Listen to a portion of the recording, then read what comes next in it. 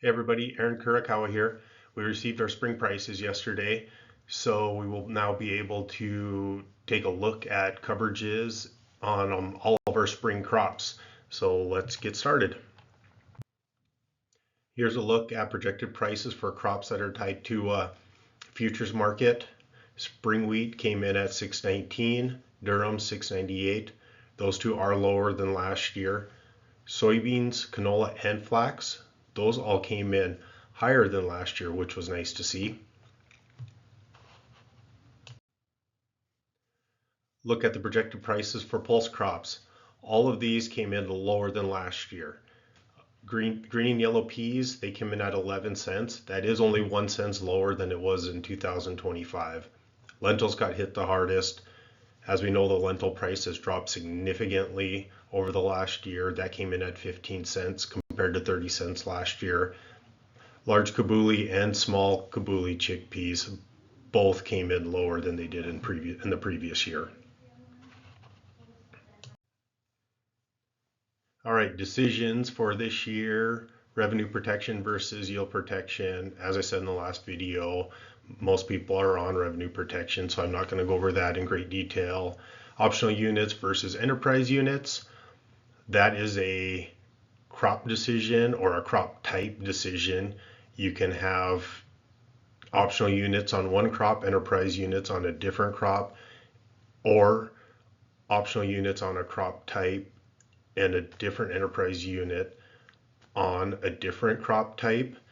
That is worth a discussion. Definitely depends on your practice and how your acres are going to be laid out for this upcoming year. Coverage levels, need to look at that. Lots of movement on prices. So you definitely want to look at your coverage levels. And I have a few examples here to give an idea of where we're at on some of the popular crops going into this year. Shallow loss area coverage is also going to be part of my examples in this presentation. All right, just another look at the chart for your multi-peril coverage, ECO and SCO. A little refresher, your MPCI, that is the coverage that you take at the farm level that goes from 0% up to whatever coverage level that you take.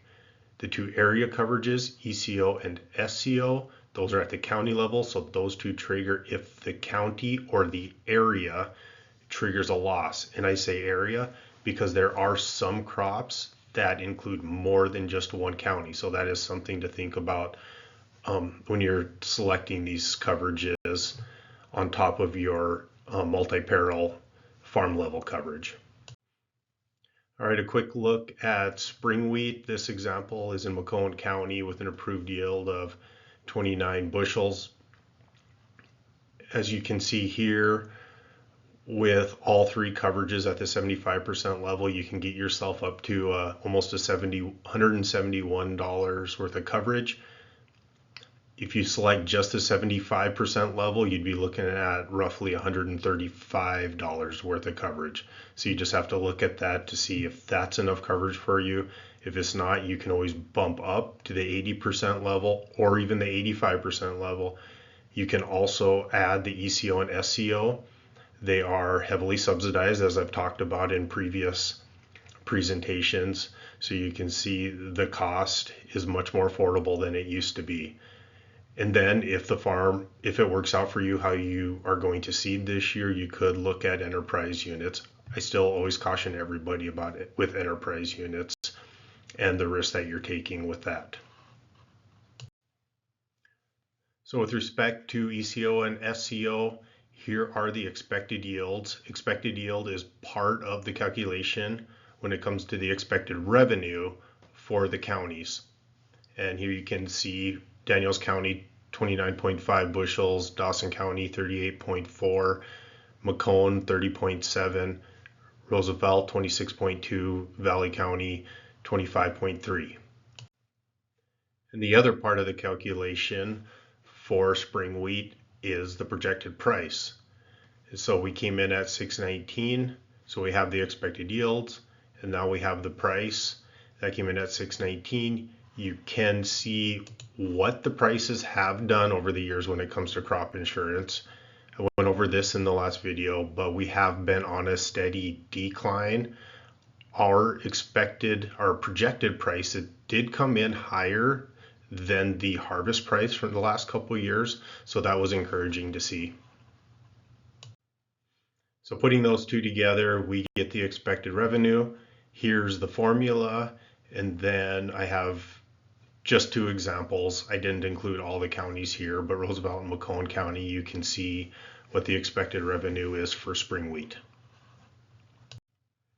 All right, shifting to soybeans. Soybeans are insurable in Roosevelt County, Dawson County, and Richland County. This example is in Roosevelt County, and I used an approved yield of 21 bushel. That is the T yield in Roosevelt County. So if you are growing soybeans for the first time or on a unit for the first time, this example would pertain to your crop.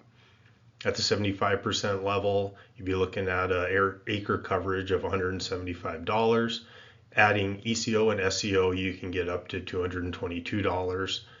And then also you can look at the 80% level, at the MPCI level, get up to $186 worth of coverage. Here I thought I would throw in a slide just showing what the projected price for soybeans has been in the past. You can see we came in at $11.09. That is higher than last year, as I mentioned before. We have been much higher in the past, but we also have had quite a few years that is lower than this $11.09. Lentils, this is one that I wanted to share because the price came in much lower than I expected, at 15 cents.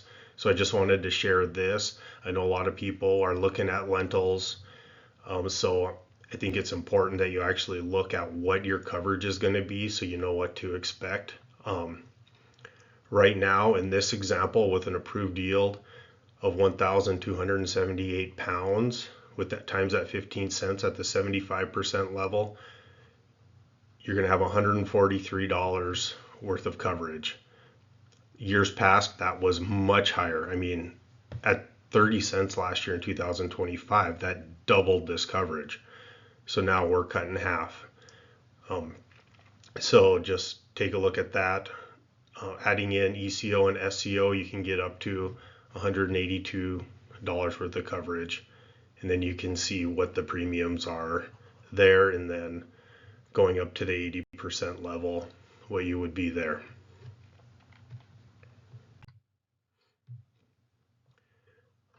Expected yield for ECO and SCO, I wanted to share this because this gets a little bit confusing when we're talking about these area coverages in dry peas. When they come up with the calculation for the yields, they include all dry peas. That means green and yellow peas, lentils, and chickpeas. All of them go into this calculation when they come up with the expected yield and the final yields. But here you can see the counties and what they come in at for their expected yields.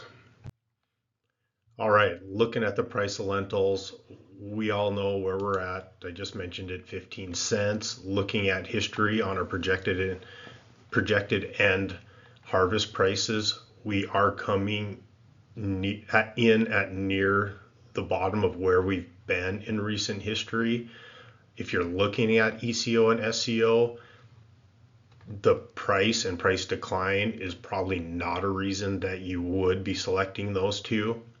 Drought, obviously a reason. And then the subsidy, the 80% subsidy that you get on those two coverages is definitely a reason. But just giving you an idea of where we're at and ways to think of these area coverages when you're selecting them and a reason why you're selecting them. Here's a look at the expected revenue for ECO and SCO with respect to lentils. Roosevelt County, you're looking at $196 worth of expected revenue. Macomb County, $222. All right, and something new this year. Contract price is now available for conventional dry peas, but only if those peas are grown for seed. So that's peas, lentils, chickpeas, but just remember that they have to be grown for seed for you to be able to get your contract price. Always got to share my disclaimer that these slides are for information only.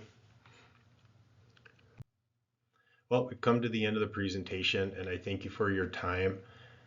If you receive my email with the link to this presentation, I did also include the slides to the presentation along with many other slides of crops and their coverages that are grown in eastern Montana. So please look at those. If you have any questions, feel free to contact us, and thank you and have a great day.